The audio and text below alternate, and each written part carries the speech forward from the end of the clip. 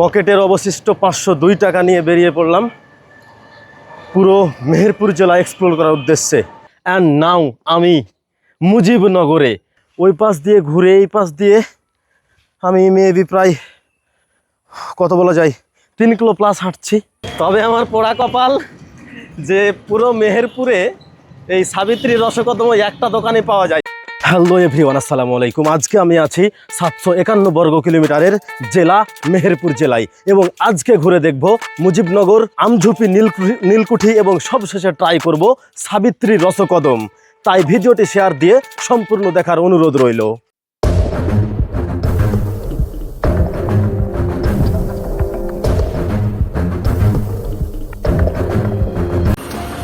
এখন আমি দাঁড়িয়ে আছি কুষ্টিয়া জেলায় এবং যাচ্ছি মেহেরপুর জেলা। তবে আজকে শূন্য পকেটে না, আজকে পূর্ণ পকেটে। স্টিল নাও আমার পকেটে আছে 1102 টাকা এবং আমি আজকে দেখব যে পুরো জেলাটা এক্সপ্লোর করতে কত টাকা খরচ হচ্ছে। বাসের ভাড়া দিব, দুপুরে খাওয়া দাওয়া করব, যে কোনো জায়গায় যাব, যে কোনো স্থানে ঢুকলে সেখানে টিকিট কেটে ঢুকবো এবং সব জায়গায় আমি আমার নিজের পকেটের টাকা খরচ করব এবং দিন শেষে দেখব আসলে আমার মোট কত টাকা খরচ হচ্ছে এবং একটা জেলা এক্সপ্লোর করতে আমার পকেট থেকে কত টাকা গিয়েছে। তো কথা না বাড়িয়ে চলুন মেহেরপুরের বাসে উঠে পড়ি এবং মেহেরপুরের পথে যাত্রা শুরু করি।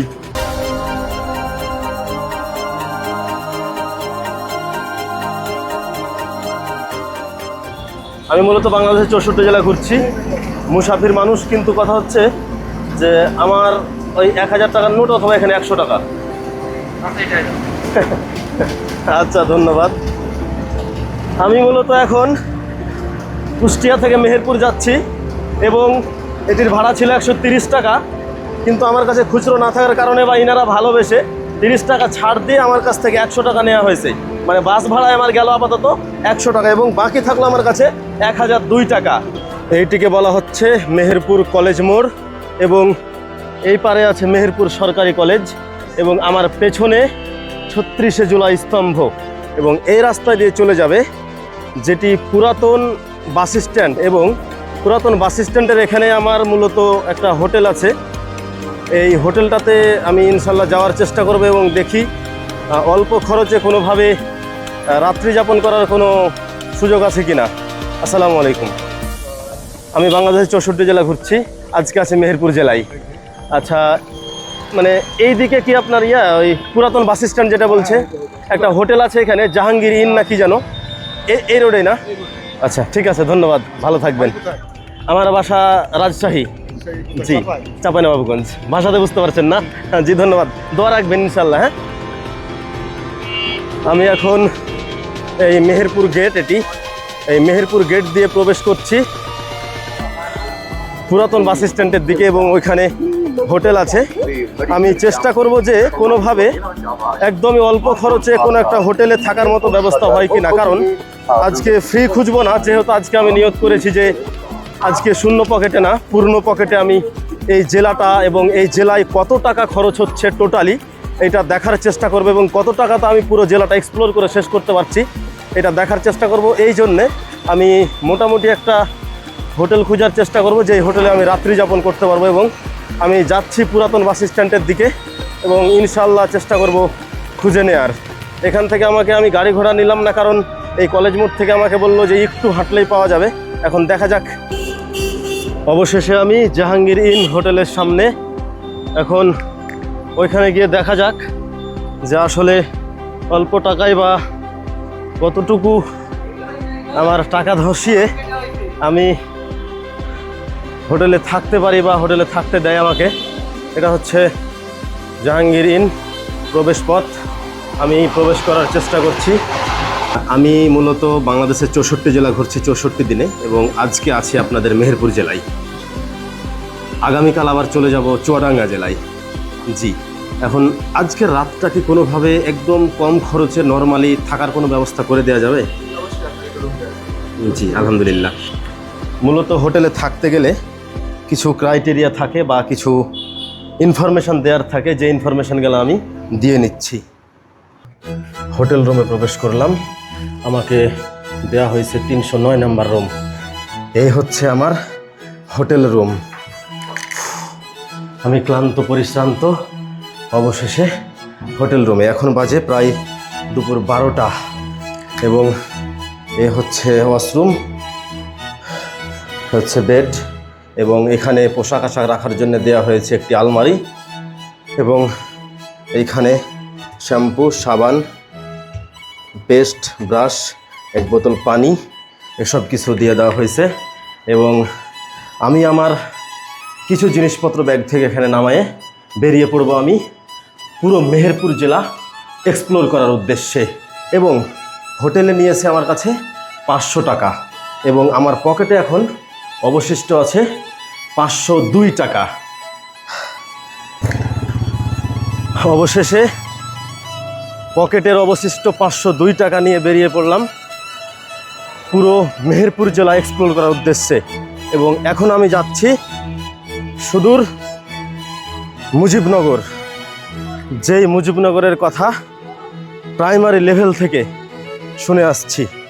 সামনে একটি মোড় আছে এবং এই মোড় থেকে অটো পাওয়া যায়, এবং সেখান থেকে আমি চলে যাব সরাসরি মুজিবনগর। এখন দেখা যাক পকেটের অবশিষ্ট 502 টাকা নিয়ে আমি কত দূর অবধি যাইতে পারি আর কতটুকু এই জেলাটা কাভার করতে পারি। আমি যাব মূলত মুজিবনগর। আমি শূন্য পকেটে সমগ্র বাংলাদেশ ভ্রমণ করছি এবং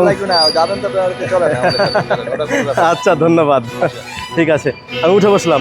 ওকে, মুজিবনগর প্রবেশ করতেই এটা হচ্ছে মূল গেট, এবং এইটার পরে কোনো প্রকার কোনো গাড়ি ঘোড়া ভিতরে প্রবেশ করতে পারে না। এবং এইখানে চেকিংয়ের একটা বিষয় আছে, যেটা আমার চেক করলো যে আসলে আমি কিভাবে যাচ্ছি বা আমার কাছে কি আছে। এই চেকিং শেষ করে আমি এখন রওনা দিয়েছি। জাস্ট দেখুন কি সুন্দর লাগছে দেখতে। এখানে সম্পূর্ণরূপে বাংলাদেশের একটি মানচিত্র চিত্রায়িত করা হয়েছে এবং প্রত্যেকটি বিভাগকে বোঝানো হয়েছে, যা ব্যাখ্যা বা বিশ্লেষণ করলে সুন্দরভাবে বোঝা যাবে। টেকনাফ থেকে তেঁতুলিয়া সম্পূর্ণরূপে বোঝা যাবে। অ্যান্ড নাও আমি মুজিবনগরে, যা বাংলাদেশের স্বাধীনতা সংগ্রামের ইতিহাসের সাথে ওতপ্রোতভাবে জড়িত। এর পূর্ব নাম ছিল বৈদ্যনাথতলা। তো কথা না বাড়িয়ে চলুন আমি সম্পূর্ণ মুজিবনগরটা এক্সপ্লোর করে দেখি। এবং অবশেষে মুজিবনগর স্মৃতিসৌধ আমার চোখের সামনে, এবং আমি ঘুরে দেখছি ঐতিহাসিক মুজিবনগর, সেই সাথে মুজিবনগর স্মৃতিসৌধ, যেটা অগণিত জায়গায় অগণিতভাবে শুনেছি, দেখেছি, পড়েছি, কিন্তু এই প্রথম আমি মুজিবনগর স্মৃতিসৌধে।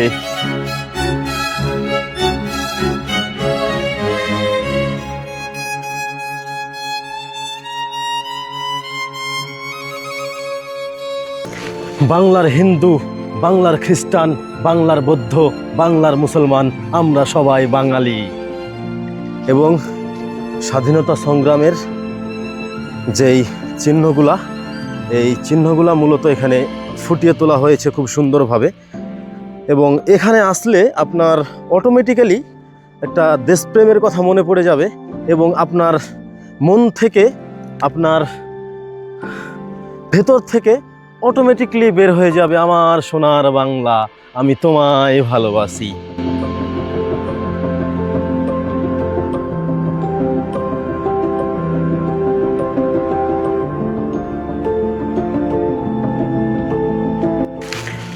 অসম্ভব পরিমাণে স্বাধীনতা সংগ্রামের স্মৃতি বিজড়িত চিহ্ন এই মুজিবনগরে।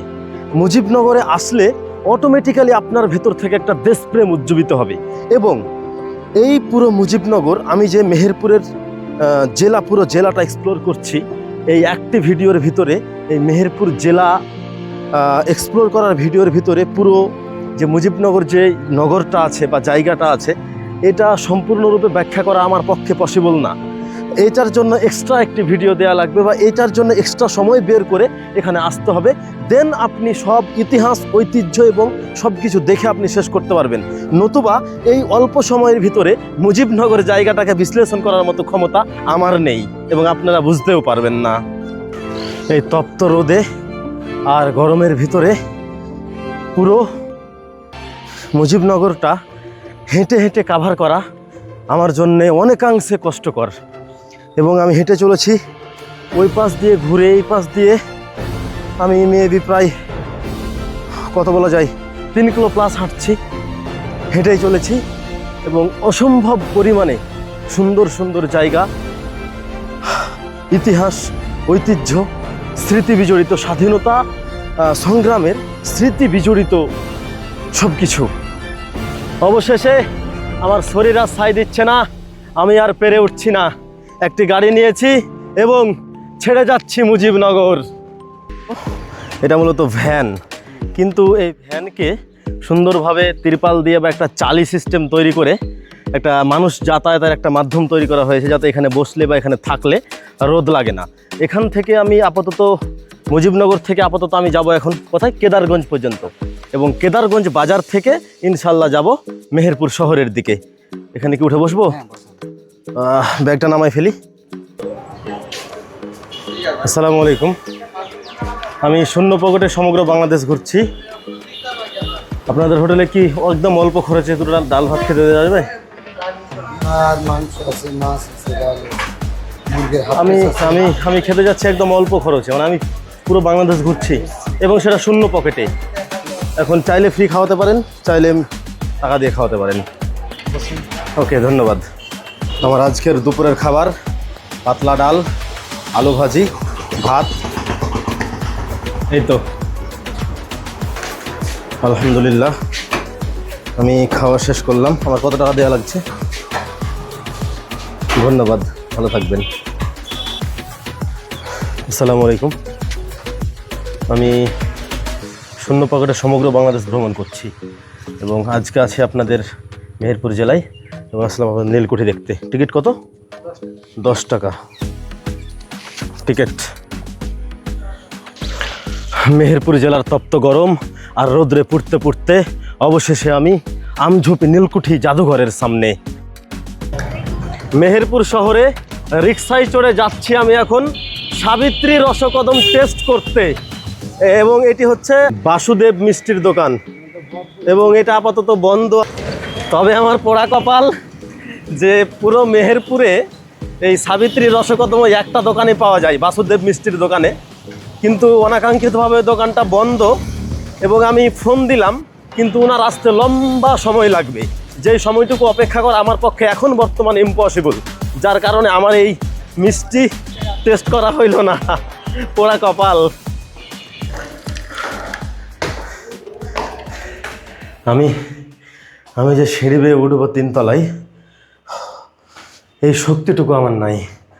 মানে এমন এক অবস্থা হয়েছে আজ, এত পরিমাণে রোদ আর এত পরিমাণে গরম যে আমি 3 তলা উঠতে সম্পূর্ণরূপে হাঁপায়া যাচ্ছি।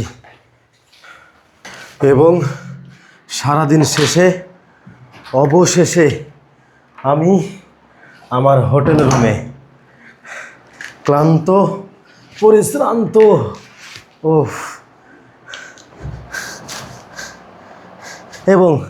এবং আমার পকেটে অবশিষ্ট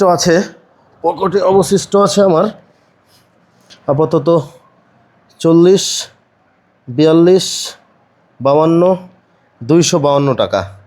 পকেটে অবশিষ্ট আছে আপাতত 252 টাকা। আগামীকাল দেখা হচ্ছে চুয়াডাঙ্গা জেলা। সেই পর্যন্ত ভালো থাকবেন, সুস্থ থাকবেন। জাজাকাল্লাহ খায়রান। আসসালামু আলাইকুম।